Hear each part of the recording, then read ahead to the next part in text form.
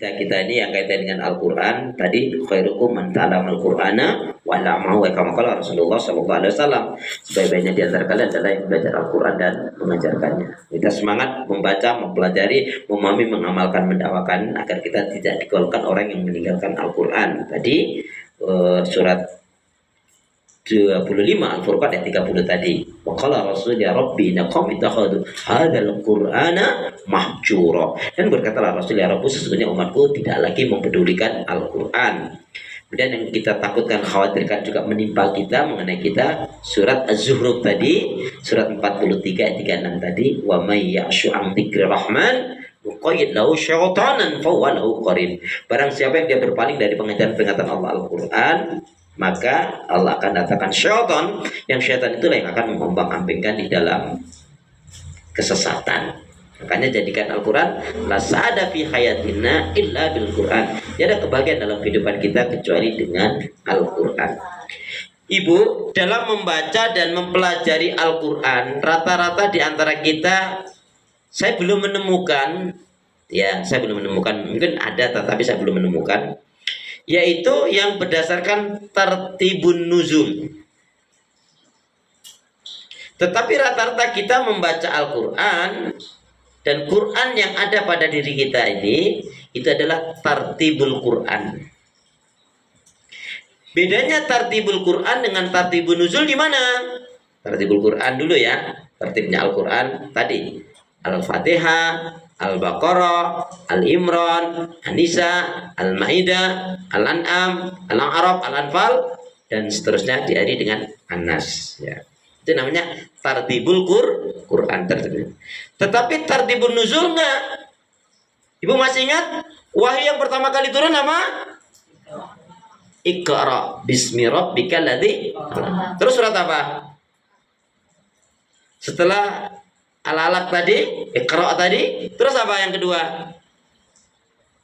Ya Allah. Yang kedua, Al-Muzammil atau Al-Mudassir. Nah, kemudian nanti surat Nuh, surat Jin dan seterusnya. Jadi itu tertibnya apa? Tartibun nuzul. Jarang sekali kan di antara kita yang membaca, menghatamkan Al-Quran berdasarkan turunnya Al-Quran dulu, ya enggak? Nah, jadi tidak mengapa, karena itu untuk memudahkan kita di dalam membaca maupun mempelajari serta memahami. Hanya mungkin akan lebih nuansanya berasa sekali ketika kita mempelajari Al-Quran itu berdasarkan tartibun nuzulnya. Ya, pertama kali turun itu Iqra bismi rabbikal ladzi khalaq. Nah, nanti suatu saat juga insya Allah kita akan kaji itu ya. Baik.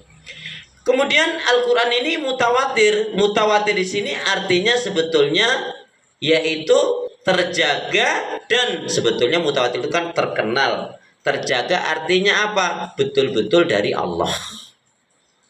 Dari Allah diturunkan pada malaikat Jibril, kemudian diturunkan kepada Nabi. Nah, dalam halnya pemahaman, kita tidak akan mungkin memiliki pemahaman yang baik dan benar terhadap Al-Quran kecuali ar-ruju' ilal Qur'ani wa sunnah, kembali kepada Al-Quran dan sunnah ala manhajis salafis shalih, kecuali pemahaman Al-Quran dan sunnah kita yang sesuai dengan pemahaman salafus shalih, sahabat Nabi, tabi'in dan tabi'ut tabi'in.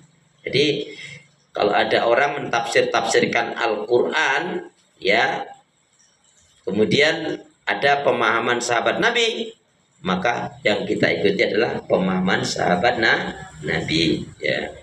Karena pemahaman sahabat Nabi jelas lebih benar, karena dibimbing, dididik oleh Rasulullah Shallallahu Alaihi Wasallam. Nah, jadi pemahaman inilah yang paling penting. Seperti kata Ibnu Abbas, aku lebih suka kalian membaca surat Al-Baqarah dan Ali Imran. Aku lebih suka kalian membaca surat Al-Baqarah dan Ali Imran, atau surat ayat yang mana saja dengan pengertian dan pemahaman yang baik dan benar, ketimbang kalian hatam tetapi tidak paham ya. Jadi cara berpikirnya sahabat ini sudah sangat jauh sekali. Bagus hatam itu, tapi kalau kamu hanya mengejar hatam tanpa pemahaman ya berpahala saja. Seperti kita ini, maaf ya, lebih cerdas ketika ditanya kenapa engkau membaca Al-Quran dibanding kenapa kamu membaca Al-Quran. Ibu, bapak kenapa membaca Al-Quran? Ya, saya biar ngerti informasi, biar ngerti yang update, yang senang ekonomi tentang ekonomi, yang senang olahraga tentang olahraga, tentang politik tentang politik, yang senang bisnis nih cari yang murah, mana yang murah-murah nih ya. Kan dulu begitu ya, dia bisa menjelaskan begitu. Tapi ketika ditanya kenapa ibu bapak membaca Al-Quran, ya ingin dapat pahala, ya itulah berarti pemahamannya kurang, hanya ngejar pahala. Ini yang membuat umat Islam nggak maju, ngejar pahala tapi nggak ngerti isi kandungan. Contohnya nanti kita akan belajar, Bu. Kita akan belajar isi kandungan inti surat Yasin itu apa. Banyak saudara-saudara kita sudah hafal Yasin. Tapi ketika ditanya apa sih isi kandungan surat Yasin, pada ayat 50 dan selanjutnya itu kan bicara tentang rumah tangga. Yang diawali Yasin wal Qur'anil Hakim. Ya. Jadi kalau mau bahagia selamat itu pastikan hidup kita gunakan ibadah kepada Allah, mengikuti tuntunan Rasulullah dan menjadikan Al-Quran sebagai pedoman hidup. Kemudian selanjutnya apa? Jangan pernah kita ikutin ajaran tradisi nenek moyang yang bertentangan dengan Al-Quran. Dan jangan sekali-kali ala ta'budu syaitan gitu kan? Pada ayat 70-an selanjutnya itu atau 60 selanjutnya itu kan, jangan kamu menyembah setan. Jangan kamu menjadikan setan sebagai pemimpin. Saya nggak pernah menjadikan setan sebagai pemimpin, Ustaz. Saya nggak pernah ngikutin setan, Ustaz. Lah yang kamu bisikin, nah itu lain lagi, Ustaz. Nah itu dia. Setan membisikkan diikuti. Ya. Terus berpasang-pasangan itu di dalam surat Yasin juga kan? Terus mengenai hisab, cara berhitung itu ada juga dalam surat Yasin. Contohnya demikian. Itu begitu Bu ya. Ya, jadi ketika kita nanti kita akan ulas lagi tentang mutawatir itu, ya, artinya betul-betul jangan sampai kita meyakini kebenaran Al-Quran tapi tidak kita pahami dengan contoh. Ini menarik sekali surat Maryam. Surat 19 ayat 59. Ayat ini sering saya ulang-ulang. A'udzubillahi minasyaitonir rajim. Fa khalafa min ba'dim khalfun a'dha'u shalah wa tabu'u syahawat fa sawfa yalqawna ghayya. Maka akan datanglah pengganti yang buruk yang mengabaikan salat, memperturutkan hawa nafsu rendah. Akhirnya dia tersesat atau terjerembab dalam neraka. Ghayya itu artinya di dalam itu adalah yaitu sesat atau neraka. Ayat ini dijelaskan oleh Ibnu Abbas, sungguh yang dimaksudkan dengan ayat yang mulia ini adalah barang siapa yang dengan sengaja suka menunda-nunda, mengakhir-akhirkan sholat, maka sebenarnya dia telah berbuat maksiat dan dosa kepada Allah. Ya.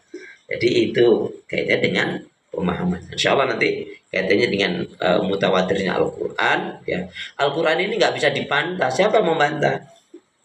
Karena memang kebenaran Al-Quran mutlak. Al-haqqu min rabbik fala takunanna minal mumtarin. Kebenaran itu datang dari Allah, maka janganlah kalian ragu. Allahu a'lam bishawab. Walhamdulillahi rabbil alamin.